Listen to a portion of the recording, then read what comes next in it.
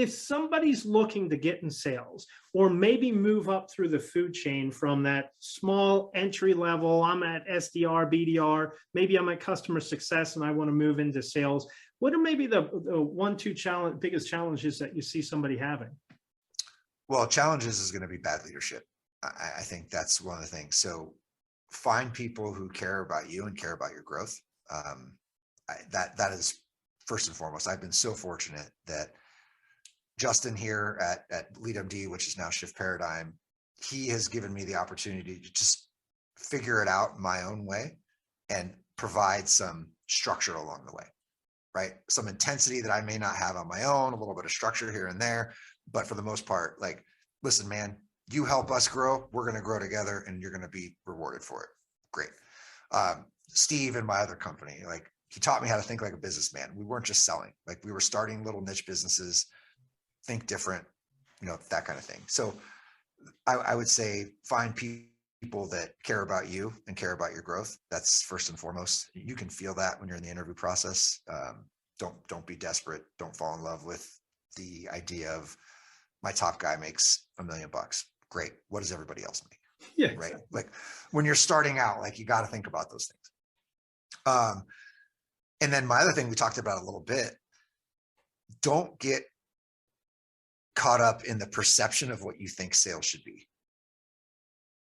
Right. I think there's a lot of perception through the movies, a lot of perception through bad actors, a lot of perception through this and that of what sales should be like. And you should be fast talking and smooth and this and that. Whereas I have some friends that are really freaking good software reps, and you would never be like, hey, I bet that guy's a software sales rep. They are highly consultative, really mellow, really dig in, ask deep questions, go super deep with people. They're the most just awesome people that you would ever know. Like, that's good sales. It's customer centric. It's not about you, it's about them. And if you can kind of get rid of those things that you've heard about sales, if you're starting out early, you're going to be better off. So use Josh's advice on being customer centric and diving down really deep whenever you're interviewing, so you can interview the person interviewing you to make sure that you do have good leadership. It's it's a two-way interview there. And so many times, and no offense, I'm in the profession. Right. Recruiters, man, they don't know what they're doing. And especially whenever it's a technical recruiter and they're trying to hire for salespeople, they have no idea what a good salesperson is. And they're just trying to check the box. And if you're outside of the box, they don't get it. So really make sure that you're interviewing that person as much as they're interviewing you. Couldn't agree with you more there, Josh. Cool. Now, how about best suggestion that you would have around building up in sales ability? It seems like you're pretty well seasoned in this and learned. What should we be learning? Yeah. So one of my biggest philosophies is build a pipeline for life. Like, forget about the month, forget about the quarter, forget about the year. Treat everyone you talk to as if they're really important. If they're never going to buy from you, or if they've got something hot ready to go right now, like, you never know what's going to happen with that person. Literally, the first person I ever talked to on my first day at LeadMD, I sold them a deal 5 years later. It was the craziest thing. And just the truth is there's a woman named Amy Volas. I've been on her show. She's been on my show. And she says it's a big, small world. And it's so true, right? Like, it seems like it's vast, but just treat people the right way. And that is going to help you build just this network that has intrinsic value. And honestly, there's nothing I could say more than just building a really strong, powerful network. It will help you open doors more than you ever imagine. Yeah, and it's pretty curious, right? Because there's only 3 to 5% at any given moment ready to buy what you have. Right. And so it's going to take a while. So that 3 to 5 year time horizon is important. Now, curious, how are you managing your time? If you're treating everybody well, how are you managing your time? Because I'm sure that you're disqualifying, treating some, taking them through a shorter process, different process, yet maintaining that relationship. So any golden nuggets in there from that? Yeah. One of the things, your time is obviously very valuable, but the word qualification rubs me a little bit the wrong way. just because, yeah, sure, you have to qualify from a time perspective and things like that, but nobody wants to be qualified. Like, they just don't. So again, focus on the person, focus on what they want, and be super honest right at the front end. A quick thing, listen, this sounds awesome. This sounds like something that you really need to figure out for your business. We're not the right ones. We're just not a good fit for you. And I think you should move. But guess what? I know this person who might be a better fit for you. Okay. That quick little thing of we're not a good fit, instant trust builder credibility, they will come back. The second piece of referring them to somebody else who might be a good fit. Now you've just opened another door with that person who's going to say, oh man, Josh is awesome. He sent me that deal. If I ever think of somebody, I'm going to send him a deal. Right. So like all of a sudden you've just grown your network instantly by just identifying a wrong fit, passing it on to someone else who you have built some sort of a trusted relationship and moving on.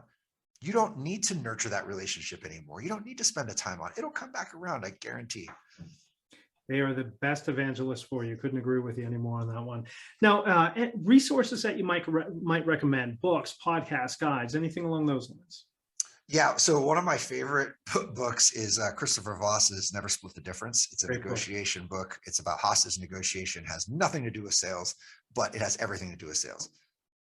You can use that stuff. You read it and you will find yourself playing and tinkering with that stuff and watching like Pandora's box of magic start flowing out in your negotiation. It's crazy. It's all human psychology stuff. It's really great. You mentioned Justin Michael. Justin's a great guy. Jake Dunlap, he's a great guy. Been on my show, good friend of mine. His show is awesome. He spits out a ton of great content. Yeah. Sounds good. I love them. All right. So now what do you see coming down the pike? What's the future hold for you? For me? No, for in your world, right? So what are the things coming down the pike from a technology perspective that has you kind of maybe a little bit concerned or going, oh, this is going to be great. I can't wait. I think that especially everyone likes to say that things are dead. I don't think anything's dead at any given time, but I do think we're going to have to get more and more intelligent and more targeted with how we try to engage with people when we're prospecting. And I have this concept that I talked about on a show with somebody. We were brainstorming about prospecting because it's harder to get a hold of people through the phone and through email and all these types of things. As you move up into the enterprise, I think that the seller is going to have to play more and more of a quarterback role. And part of that quarterbacking is arming your executives to do very strategic executive prospecting. Think about it. If you sell financial services software, one of the biggest problems we see in sales is you ask the most least experienced people to have business conversations with the most experienced people in this organization. So you have some SDR calling in a CFO who has no idea what a CFO's day in life is like. Right.